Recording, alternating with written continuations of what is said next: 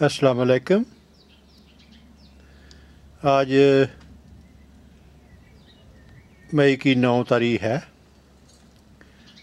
ये मेरे बगीचे में अंगूर के पौधे हैं। ये उनमें से एक है। तकरीबन 4 हफ्ते पहले मैंने इस पे कुछ कट लगाए थे ताकि इसमें से जो फालतू सैप है वो बह जाए, तो मैं इस पे पेमेंट कर सकूं।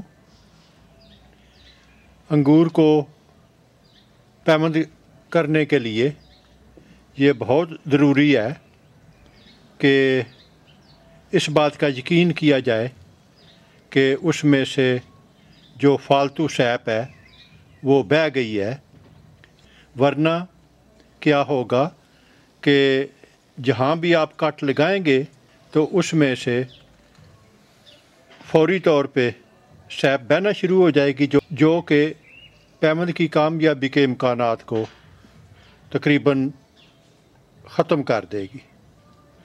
तो इसलिए कट लगाना बहुत ज़रूरी है। अगर आप पहले कुछ हफ्ते कट लगा लें तो उसमें से वो सैप निकलनी शुरू हो जाएगी, और पेमेंट उस वक्त लगाएं जब सैप अक्सर निकल चुकी है और उसके मज़ीद चांसेस नहीं हैं, लेकिन एहतियातन उसके बाद भी कट लगा लेना बहुत ज़रूरी है। तो अभी इस पे मैं एक पेमेंट लगाऊंगा एक वैरायटी का, और मैं उसके लिए सैडल ग्राफ्ट का तरीका इस्तेमाल करूंगा। तो सैडल ग्राफ्ट का तरीका इस्तेमाल करने के लिए ये फालतू शाख को काट दे।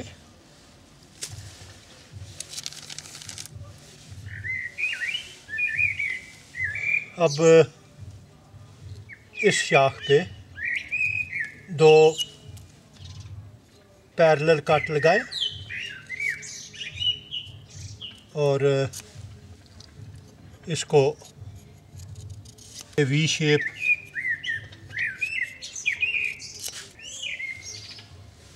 तो ये दोनों कट रूट स्टॉक पे लग गए हैं। अभी अपने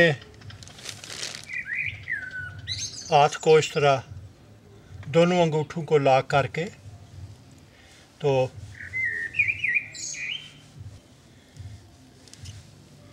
ये एक तरफ मैंने कटाई कर दी है। अभी उसी तरह दूसरी कटाई।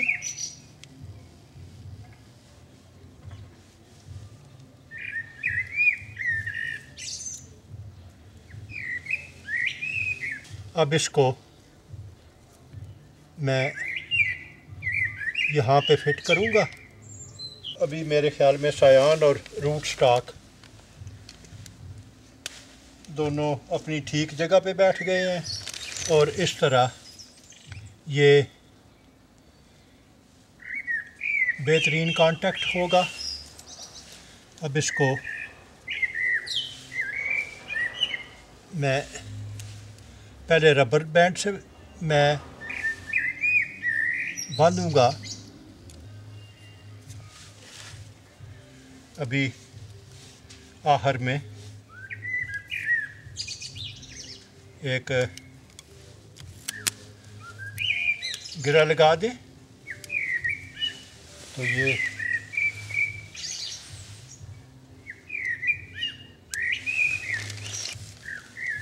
अभी मैं प्लास्टिक की इस स्ट्रिप को इस्तेमाल करते हुए इसको मैं बांध दूंगा, और प्लास्टिक की स्ट्रिप को कम अज़ कम उस वक़्त तक रहना चाहिए जब तक कि ये पैबंद उगना शुरू नहीं कर देते। जब आप प्लास्टिक की स्ट्रिप को बांधते हैं तो असल मकसद उसका पैबंद के दोनों हिस्सों को यकजा रखना है, लेकिन जब उनकी ग्रोथ शुरू हो जाती है तो अगर आप बर वक्त नहीं काटेंगे तो वो उसके गर्दन में वो फंदा बन जाएगा जो कि उसकी ग्रोथ, उसकी नशो नमा को रोक देगा और इस तरह उसके काफ़ी चांसेस होते हैं कि वो पैबंद को ख़त्म कर सकता है। अभी मैं ये अपना सीलेंट गर्म करके लाया हूँ और इसको मैं सील कर दूँगा। ये सायान का बालाई हिस्सा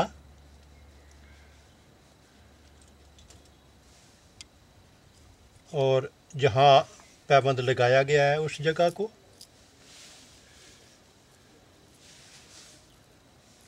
सील करते वक्त आप इस चीज़ को ख़ास तौर पे ज़हन में रखें कि किसी जगह कोई गैप न रह जाए।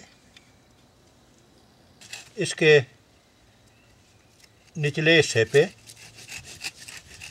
एक और कट लगा रहा हूँ ताकि अगर कोई सैप इसमें रह गई है तो वो पैबंद को ख़राब ना करे, बल्कि उसकी निकासी के लिए ये नीचे कट लगा दिया है। तो ये पैबंद मुकम्मल हो गया है। मज़ीद इन्फॉर्मेशन के लिए आप मेरे चैनल को सब्सक्राइब कर सकते हैं ताकि आपको नित नए तरीक़ों से मैं रोशनास करा सकूं। शुक्रिया।